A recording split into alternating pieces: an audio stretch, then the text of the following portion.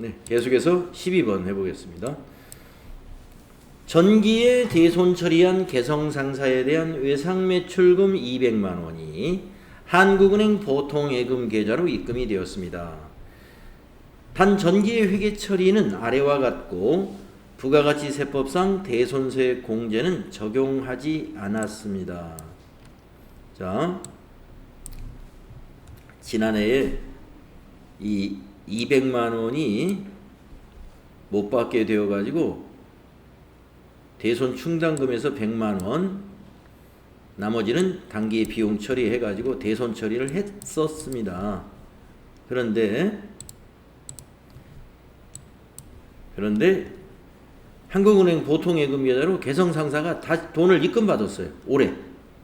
작년에 대손 처리였는데 외상매출금을 받게 되었다 이겁니다. 만약에 실제로 외상매출금이 잔액이 있었을 때 받았으면 이걸 대변의 외상매출금 처리하고 차변의 보통예금 하면 되는 것이란 말이죠. 그런데 우리는 지금 이 개성상사의 외상매출금은 우리 회사 장부에 없습니다. 전기에 이미 대손 처리했기 때문에 잔액이 없어요. 자, 그래서 우리가 여러분이 이거 알고 계시죠? 대손 처리한 채권이 회수되었을 때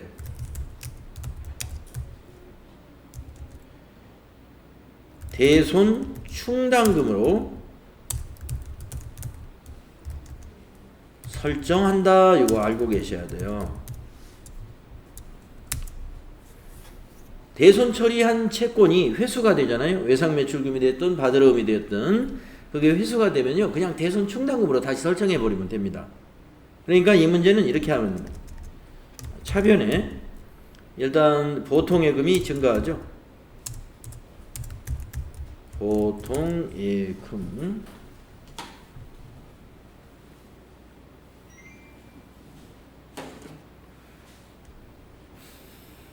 한국은행 200만 원이 증가하고요. 자산 증가죠. 대변에 대손 충당금으로 설정한다 이거. 이게 외상매출금에 대한 대손 충당금이기 때문에 109번 대손 충당금으로 설정해야 맞는 것입니다. 109번 대손 충당금으로 설정해야 맞다. 그래서 대손 처리한 채권이 회수됐을 때 대손 충당금으로 처리해야 된다. 요거를 기억해 주시고요.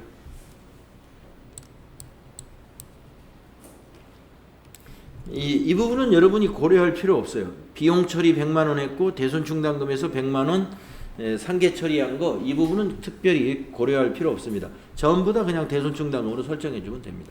전기에 이걸 대손 삼각비로 얼마 처리했느냐, 대손 충당금에서 상계는 얼마 했느냐 하는 것은 따져볼 필요 없어요.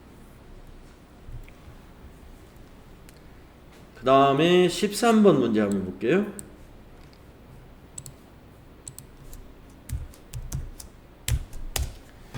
전기의 평양상사의 외상매출금 440만 원을 회수 불능채권으로 대손 처리하였으나 당일 전액 현금으로 회수가 되었습니다.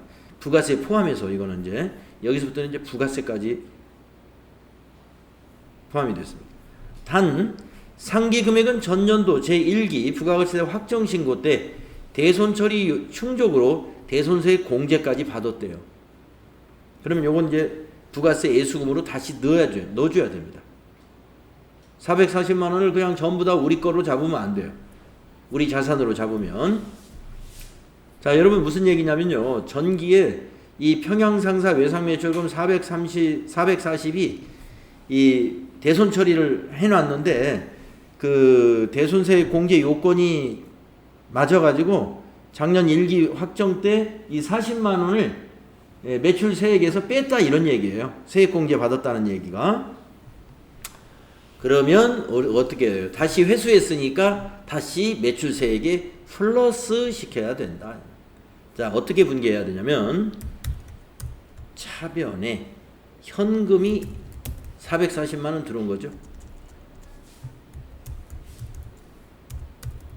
이렇게 자산 증가한 거죠. 대변이 400만 원은 대손 충당금으로 설정해야 돼요. 그래서 대손 충당금은 400만 원. 그런데 요 40만 원은 우리 회사 자금이 아닙니다. 우리가 이것을 못 받는 걸로 해서 매출세액에서 마이너스 시킨 것을 우리가 대손세액 공제라고 하는 건데 받았단 말이에요. 금년에. 그러니까 금년에는 다시 부가세 예수금에다 넣어줘야 돼요.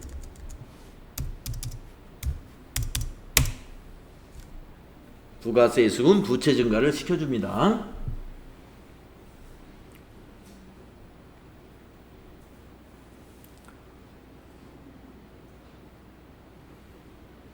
그러니까 이제 회계 분계 문제에서는 여기까지는 잘 안 나오죠. 이거는 이제 TAT 2급이나 1급에서 이런 문제는 나올 수 있습니다.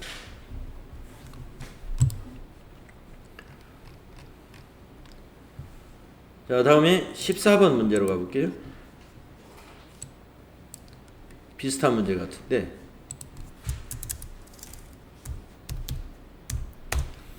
당사는 전기에 3일 상사에게 대여한 단기대여금 500만원을 회수 불능채권으로 보아서 전기말 결산 시에 대손 처리를 해버렸답니다.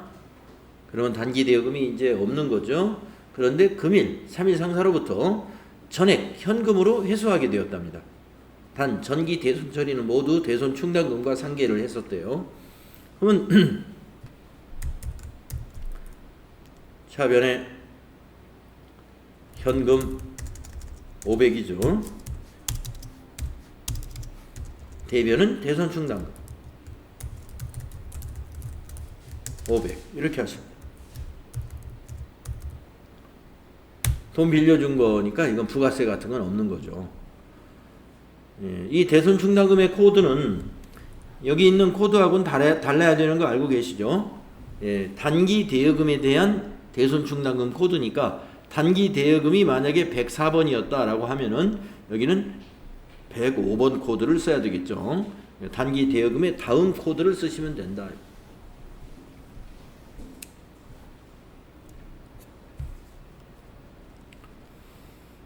네, 간단한 거고. 그 다음에 15번 문제는 어떤 문제인가요?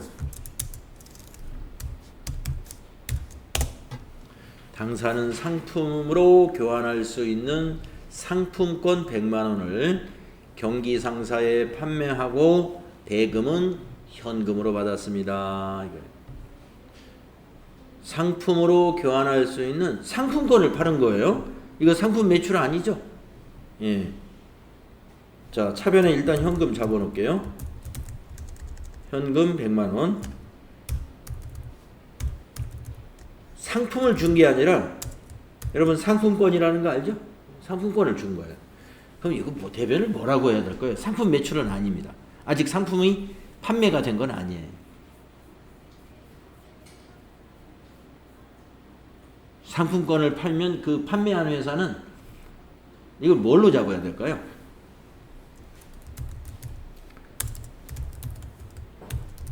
상품권 선수금이라는 개념을 만들어 쓰기도 하고요. 그냥 선수금 개념 과목, 예. 상품권 선수금 개념 과목이 있으면 이거 쓰시고 그냥 없으면 이건 선수금입니다. 선수금. 부채로 인식하는 거예요.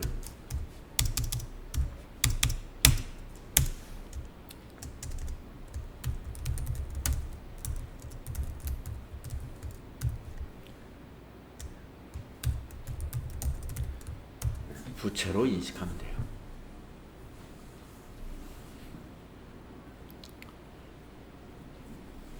나중에 이제 상품권을 받고 상품을 내주게 되면은 그때 선수금이 차변에 오고 대변에 이제 상품 매출로 그때 인식하는 겁니다.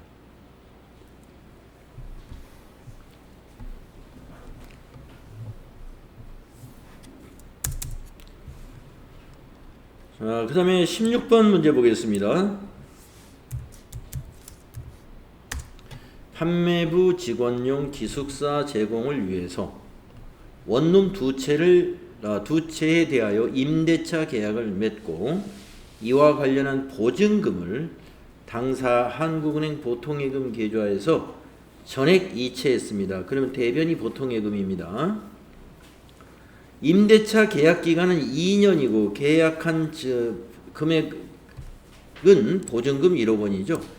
보증금 1억 원에 대한 회계 처리해야 되는데, 자, 우리가 기숙사로 쓸 건물을 1억 원의 보증금을 걸고 이제 빌렸다는 겁니다. 네. 그러면 차변에 우리가 기타 비유동 자산에 보면은 임차, 빌리는 건 임차죠. 보증금. 개정 과목이 임차 보증금이죠. 기타 비유동 부채 1억 원. 이거 자산이에요. 비유동 자산. 만기 때 차지해야 되니까요. 계약기간 끝나면 대변에는 보통예금이 돼야 되겠네요. 보통예금에서 이체했으니까 보통예금 한국은행 1억 원 이렇게 하시면 되죠.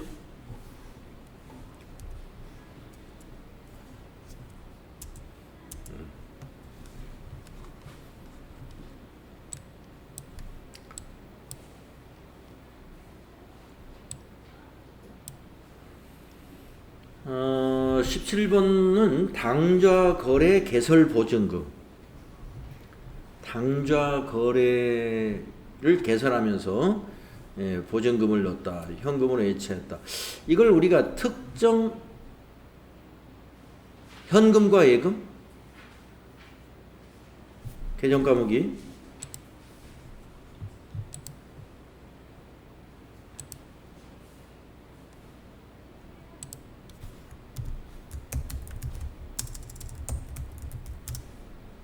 특정 현금과 예금. 자, 이 특정 현금과 예금이라는 것은요, 당좌 개설 보증금처럼 우리 회사하고 이 우리은행하고 당좌 거래 계약을 해약하기 전까지는 이 보증금은 찾아 쓸 수가 없습니다. 예. 그래서 이 제한되어 있죠. 입출금이 마음대로 되는 것이 아니고. 그래서 이것을 우리가 무슨 자산 개정 과목으로 쓰냐면요. 특정 현금과 예금이라는 177번이네요. 이 개정으로 처리하시면 돼요. 차변에 특정 현금과 예금 300만. 대변에는 현금을 예치했으니까 현금은 감소하겠죠. 300만. 네, 이렇게 해주시면 됩니다.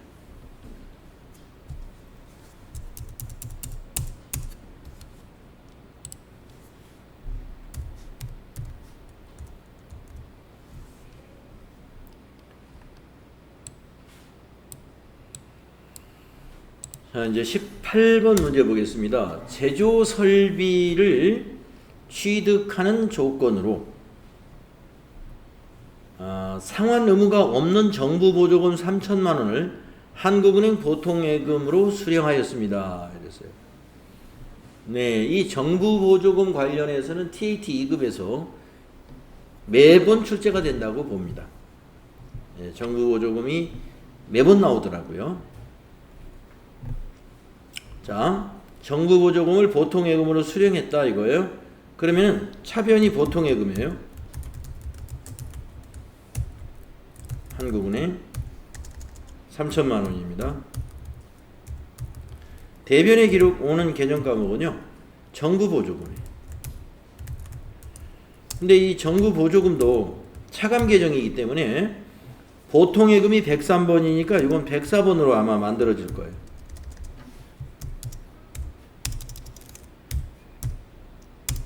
무슨 말이냐면은 보통예금의 차감 개정으로 사용된다 이거예요. 정부 보조금이라는 개정 과목은. 보통예금으로 입금됐을 때는.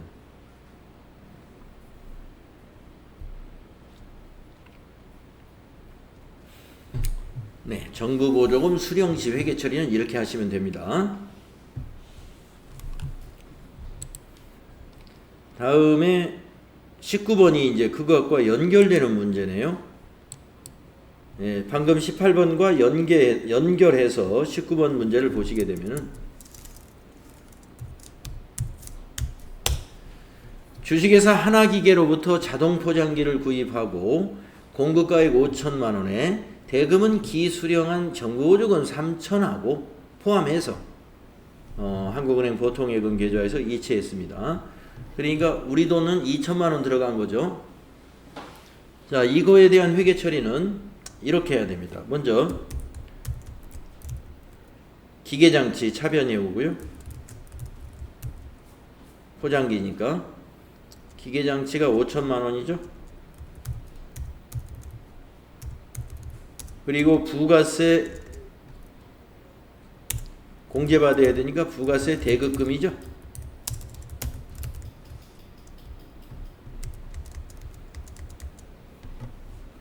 부가세 대급금 공제받아야 되니까 500만 원 이렇게 오고요. 자, 대변은 보통예금에서 지급했죠. 3천만 원. 근데 보통예금의 거래처는 저기로 해야 되고 한국은행으로 5,500만 원이 지급됐죠.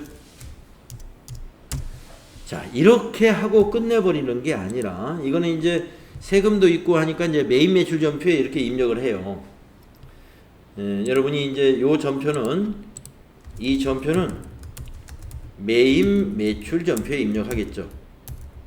세금계산서에 있는 거니까. 그런데 같은 날짜에 일반 전표에다가 이렇게 또 해줘야 됩니다.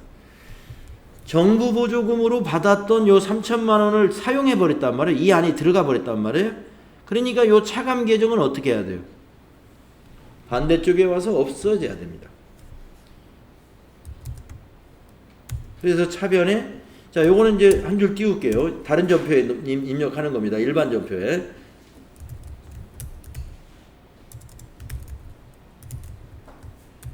자, 104번이라고 해볼게요. 꼭 104번은 아니에요. 하여튼 보통 예금의 차감 계정을 쓰는 겁니다.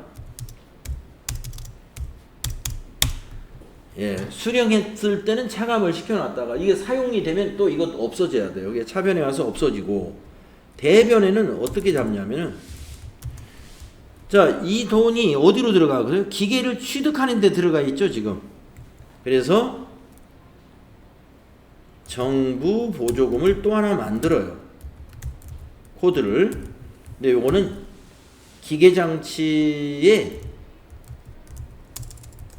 차감 계정 코드로 만들어야 돼요. 그러니까 만약에 기계장치가 212번이다 그러면 213번 이렇게 만든다는 거예요.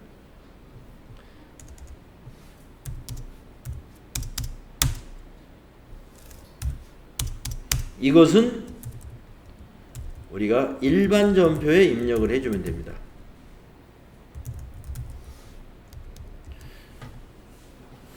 그래서요, 정부 보조금 수령했다 이건 일반 전표에 이렇게 입력하고, 아까 18번 문제죠. 이거 일반 전표 입력사항이죠. 부가가치세 관계없는 거래니까. 근데 이 19번 거래는 세금계산서가 있을 거예요. 이걸 이제 문제로 내면 세금계산서가 있을 거니까 이 기계 취득에 관한 것은 이렇게 해서 매입 매출 전표에 51번 과세 매입으로 해서 이렇게 입력을 해 주고요. 그 다음에 일반 전표에 와서 다시 요거 없애주고 이 기계장치의 차감 계정으로 정부 보조금을 또 하나 대변에 하나 만들어 주는 겁니다.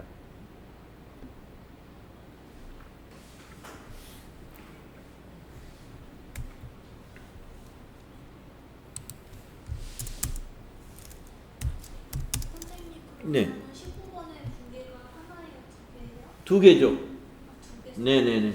요건 매입 매출 전표에 입력하는 분계, 이거는 일반 전표에 입력하는 분계. 분계 두 개입니다.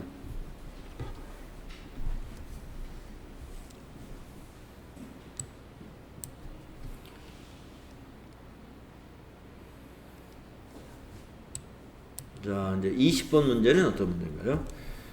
이제 원래는 이것하고 또 연결해가지고 이건 기계장치 감가상각을 하는 것하고 연결할 수가 있는데 그렇게 문제가 안 나와서 나중에 뒤에 나올 겁니다. 자, 20번 문제는 어떤 건가요? 3월 31일 날 현재 부가가치세 대급금과 부가세 예수금을 상계회계 처리하시오. 납부할 세액은 미지급 세금으로 처리하시오. 여러분 FAT 1급에서 이런 문제 나오면 어떻게 해요? 저기 부가가치세 신고서에 가가지고 1월 1일부터 3월 31일로 딱 조회하죠. 그러면 이제 거기에 매출세액은 부가세 예수금, 또 매입세액은 부가세 대급금, 이렇게 정리분계 하잖아요. 이게 그 문제예요 지금. 그게 그 문제예요 이게. 자, 그래서 매출세액 부채를 정리할 때는 부채 감소를 시켜야 되니까 차변에 오게 되는 거죠. 그래서 차변에 부가세 예수금이 옵니다. 일반 전표에 이렇게 입력하는 거예요. 4,690만 원. 이렇게 부채 감소시키고, 그 다음에 매입세액인 부가세 대급금은 반대편인 대변에 가서 자산 감소가 되는 거예요.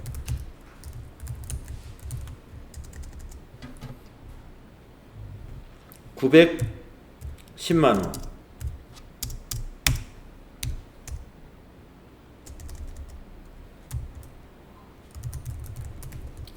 부채가 더 많으니까 나머지는 세금으로 내야죠. 그것이 납부세액이죠. 납부세액은 미지급 세금이라는, 왜냐하면 3월 31일 날 세금을 내는 게 아니고 4월 25일 날 세금을 납부하기 때문에 요 기간까지는 부채로 인식한다. 그게 바로 미지급 세금이죠. 미지급 세금은 빼봐야 되겠네요.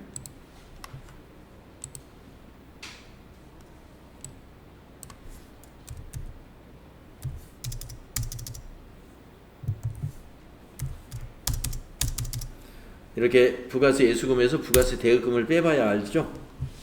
3780000이다.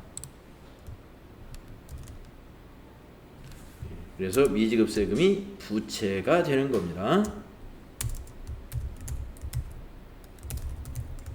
부채가 대변에 가면 증가하게 되는 것이다. 네, 20번 같은 이런 문제는 우리 FAT 1급 시험에 아주 빈번하게 나오고 있죠. 부가가치세 문제 마지막 문제로 일반 전표에 입력합니다. 이 전표 일반 전표에 입력하는 거 알죠?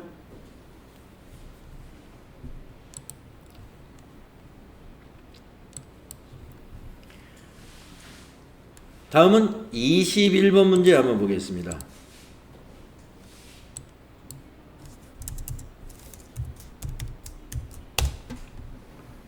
미납된 부가가치세 500만원 전년도 2기분이고 확정분이고, 이에 대한 가산세 24,000원 한국은행 보통예금 계좌에서 납부했습니다.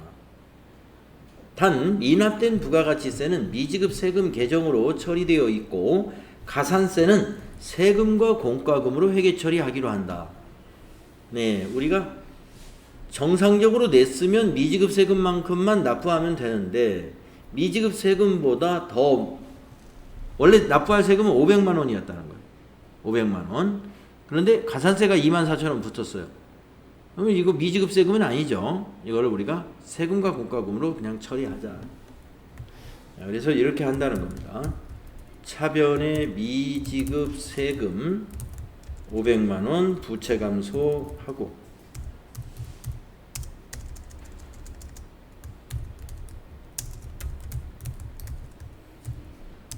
차변의 세금과 공과금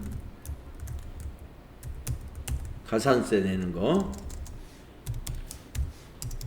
24,000원. 네, 이거 세금 가산세 내는 거 세금과 공과금으로 인정받기 힘들어요. 나중에 법인세 세무조정할 때. 하여튼 뭐 일단 비용 처리가 가능하니까요. 비용 발생합니다. 그 다음에 이제 대변에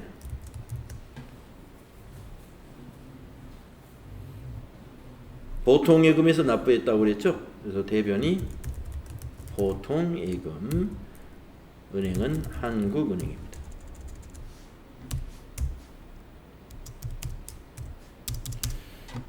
이렇게 처리합니다. 보통예금은 이제 자산 감소가 되죠. 그러니까 우리가 회계에서는요, 이렇게 그 가산세 내는 것 같은 거, 이런 그냥 세금과 공과금으로 처리하는 게 맞아요. 회계에서는 일단 회사가 회사 비용으로 봐야죠. 일을 하다가 잘못하다 보니까 가산세가 나왔는데, 그런데 이제 법인세 세무 조정을 할 때는 가산세 같은 것은 비용 인정을 못 받아요. 예. 그래서 예. 이만큼은 이제 비용에서 빠지니까 이제 이익이 늘어나겠죠. 예. 이익이 늘어나니까 법인세 부담이 커지는 겁니다. 이제.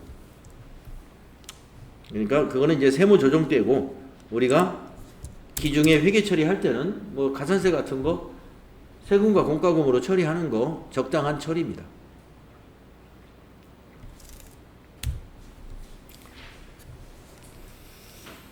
다음에 22번 문제 한번 가볼까요?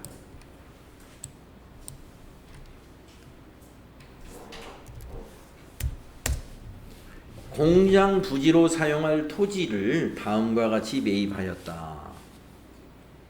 그중 토지 취득 관련 세액과 중개수수료는 현금으로 납부했고, 토지 매입 대금은 한국은행 보통예금 계좌에서 이체했다. 그러니까 대변이 보통예금도 있고 현금도 있겠습니다. 그러니까 토지 대금은 보통예금으로 납부했고, 취득세하고 중개료는 현금으로 줬다. 그러니까 대변이 두 개고, 차변은 그냥 토지 하나예요. 개념값. 왜냐면은 토지의 취득과 관련된 취득세 그리고 중개수수료는 토지의 취득원가에 포함시켜야 된다. 예, 여러분 그거 아시죠? 예. 유형자산 취득 시 취득 관련 취득세나 중개 수수료 등은 모두 취득 원가에 가산한다. 이거 원칙 알고 계시죠? 그래서 차변의 토지를 5,260,000 아니 5천만 원이죠. 네. 5,260만 원 이렇게 잡아야 되고요. 대변이 이제 두 개로 나누어지겠죠. 보통예금 한국은행이 5천만 원이요.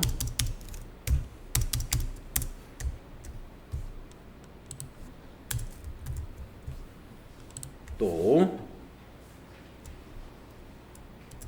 현금이 260만 원 맞나요? 네, 이렇게 점표 입력하셔야 뭐 어렵지 않은 거죠. 22번.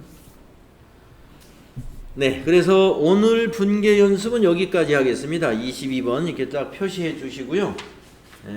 다음 시간에 이제 23번부터 분계 연습을 하신다.